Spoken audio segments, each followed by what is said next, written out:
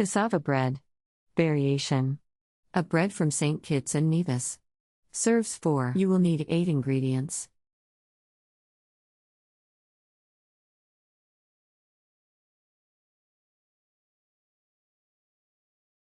Step 1.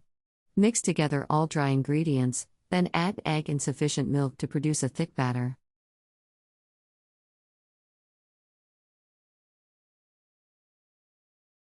Step 2. Stir in oil and lime juice.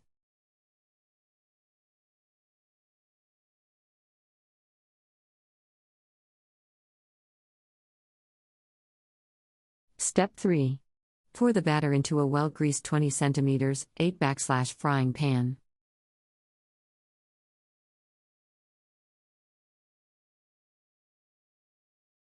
Step 4. Cook over a moderate heat for about 10 minutes, making sure it does not burn at the bottom. Turn over and cook for a further 3 minutes. Country reports, culture, countries, travel.